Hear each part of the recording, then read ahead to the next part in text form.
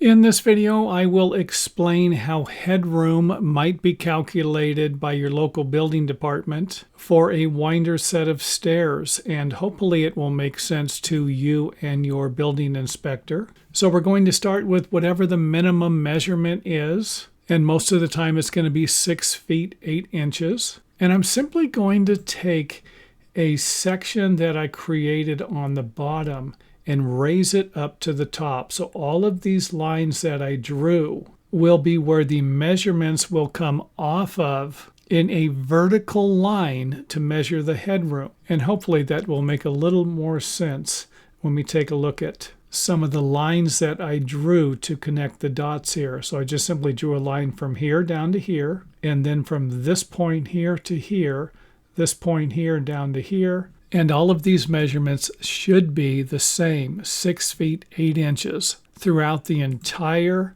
stairway, including the sections on the inside here where I connected these lines together. And all I did here to come up with these lines was to come to the middle of this line here, and then the middle of this line here. And then I did the same over here. I came from the middle of this point here and the middle of this point here, and came up here to create some type of an area that we could measure from. So if this is the minimum measurement, we won't be able to have anything pass through these lines here. So let's go ahead and draw a ceiling in here that will match this section that will be representing the headroom for the stairway.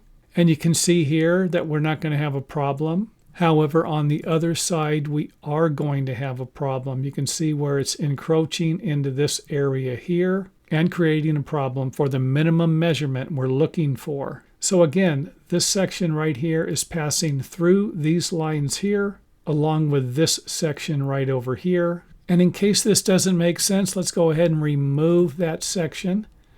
Kind of give you an idea. We can't have anything pass through these lines like we have here. So to fix this, all we need to do is raise the ceiling up. And in our example here, I raised the ceiling 4 inches vertically. And you can see here where it is no longer a problem. Now, if I run it in the other direction, you can see where we're going to be dealing with the same situation over here. And a simple solution most of the time for stairway headroom will be to keep the headroom as far away as possible from the minimum headroom. And trust me, I've seen some of these ceilings that are 10 to 15 feet above the stairway because the architects don't want to deal with any complicated problems like these.